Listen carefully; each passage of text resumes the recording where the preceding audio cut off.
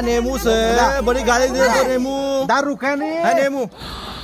2 जून म्हणजेच शनिवारी रात्री एक घटना घडली होती आणि ती घटना अशी होती की हे जे माझ्यासोबत बसलेले आहेत, नाव काय आपलं? रामसिंग यांना काही एक 3 ते 4 4 व्हीलरमध्ये काही 8-10 लोक येऊन त्यांना त्यांच्या रांजणगाव येथील राहत्या घरापासून घेऊन जाऊन त्यांना म्हणजे अमानुष मारहाण झाली किंवा त्यांना म्हणजे अर्धनग्न करून त्यांना मारण्यात आलं, अशी घटना घडली होती। आणि ह्याची रांजणगाव पोलीस स्टेशनमध्ये तक्रार दिल्यानंतर या ज्या मारहाणीतले जी काही होती गुंड प्रवृत्तीची जी लोकं होती त्यापैकी 3 का 4 अटक झालेली आहे। बाकीचे आरोपी हे अजूनही फरार आहेत। आणि माझ्यासोबत नाव काय म्हटलं आपलं? रामसिंग। काय नेमकं काय झालं होतं त्या दिवशी? ते दिवशी रात्री मला दिवसाला धमकी मारली होती की तू इथे डांगे चौकला ये मलखान सिंगनी। आणि त्यानंतर मग मी म्हणलं मी कशाला येऊ, म्हणलं मी माझ्या घरी राहणार, मी येणार नाही तुझ्याकडं। मग त्यानंतर रात्री अर्धी रात्री 1:30 वाजताच्या दरम्यान आला आणि दरवाजाला आवाज दिला। त्यानंतर मी दरवाजा जसं उघडलं तसं मारपीट चालू केली। आणि काय कारण काय आहे म्हणजे फोन करून बोलवण्याचं किंवा धमकी देण्याचं आणि घरी येऊन मारहाण करण्याचं? ते माझं असं कारण होतं का माझी जागा होती इंजोडीमध्ये, ते जागा ते सस्त्यामध्ये मागत होते अर्धी किमत्यामध्ये, तर मी दिली नव्हती, मी दुसऱ्या पार्टीला विकली ते जागा।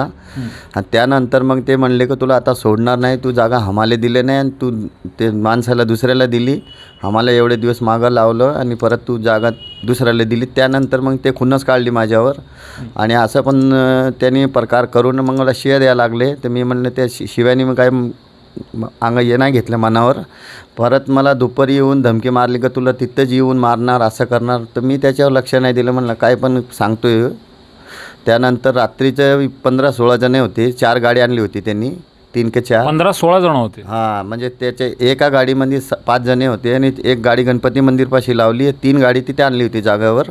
तर एका गाडीमध्ये मला रात्री त्यांनी मारहाण केल्यानंतर जसं मी अंडरवेअर होतो, हाताने मारहाण केली का हत्यारं वगैरे होते? लाकडे पण होते आणि काय दुसरा एवढं बघायला चान्स नाही भेटला मला, काहून की मला पालतं करून आणि 4 बाजूनी मारत होती ती आणि 4 माणसांनी धरलं होतं। कमीत कमी मारायला माझ्याकडे 8 जण होते ते मारायला।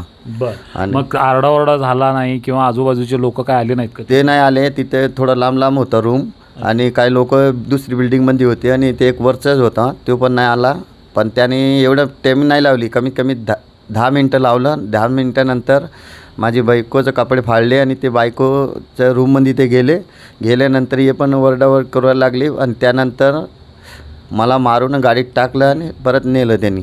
नेल्यानंतर मग आळंदीच्या घाटावरती ते टेकड्यावर तिथं रात्रीचं उभी करून तिथं मी मारहाण केली आणि त्यानंतर मला हिंजोडीला आणलं। तर मला वाटलं तर माझी ते बायकोला पण त्यांनी आणलं असेल, मुलीला पण असं पाय ओढले त्यांनी, तर मी बायकोला म्हणलं तू आतमध्ये जा आणि कुंडी लावून घे। त्यानंतर 2-3 जणे ते आतमध्ये गेले आणि याला बी मारहाण केले, काय केले ते आणलं हे सांगन।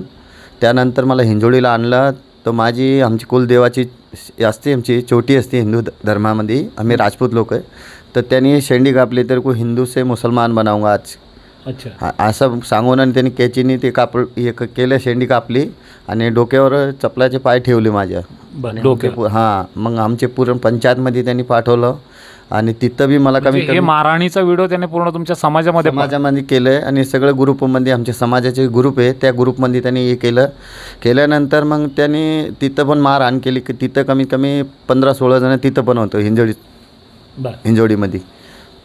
ज्यावेळेस तुमच्या पतीला मारहाण वगैरे झाली त्यावेळेस तुम्ही सोडवायला गेलो? छोड़वाना गए थे, फिर छोड़ने के लिए उसको गए थे, फिर उसने मेरे को अंदर से इसने मेरे को बोला कि कुंडी लगा ले। अच्छा। हाँ, मेरा कपड़ा अपड़ा उसने फाड़ा, फिर मैंने कुंडी लगाया, 2-3 जन आके दरवाजा। मतलब जिसने कपड़ा फाड़ा उनको आपने देखा है? हाँ, नहीं देखा नहीं, अंधेरा था थोड़ा। लाइट नहीं थी, अंधेरा था। फिर वो दोनों 3 जन आके दरवाजा को धकेला, 3-4 जन अंदर घुसे, आके मेरा कपड़ा अपड़ा फाड़ा, मेरे को थप्पड़ मुक्का भी मारा। अभी आप ये बोल रहे हैं आपकी छोटी बच्ची थी, पैर वगैरह खींचा, ऐसा कुछ हुआ है क्या? फिर मेरी लड़की सो रही थी छोटी वाली, एक 9 साल की है, एक 4 साल की है, उसका पैर पकड़ के उसने खींचा। अच्छा। वो लड़की डरी हुई थी थोड़ी, वो मेरे पास में आई भाग के, मैंने उसको ऐसा गले लगा लिया। फिर उसको बोलने लगे कि इसकी लड़की को लेके चलो और उसका बलात्कार करेंगे, और एकदम गंदी गंदी गालियाँ भी उनने दिया मेरी लड़की को, औरत को भी आदमी ऐसा गाली नहीं देता। ज्यावेळेस आता हा सगळा प्रकार घडला, तुम्ही तक्रार पोलिसांमध्ये दिली, आता 4 आरोपींना अटक झालेली आहे। आता ज्यावेळेस आता पुढच्या म्हणजे तुमची मागणी काय आहे, नेमकी तुमची मागणी काय? मागणी काय आहे, त्यांना आरोपीला धरायला सांगितलं आहे मी, पण ते पोलीस काय करू नाही राहिले। 3-4 आरोपीला धरून आणलेली आहे आणि परत आता मला ते साहेब म्हणतं की तुम्ही घरीमध्ये मिटवून घ्या, असं करा तसं करा। आणि काल मला म्हणलं की ते गाडीमध्ये जे तुला किडनॅप करून घेलता ते गाडी आणलेली आहे, पण ते मी बघितले नाही आणि मी तिथे पोलीस चौकीमध्ये बघितले तर ते गाडी दिसली पण नाही। एकच गाडी आणलेली आहे आणि ते 4 का 5 गाडी होती, 4 गाड्या होते ते। आणि आरोपी आत्तापर्यंत धरला नाही, 15-16 दिवस झाले। 4 आरोपींना तर धरलंय ना? 4 आरोपीला धरलं आणि अजून 5-6 जण बाहेर आहे। आता तुमची प्रमुख मागणी काय आहे?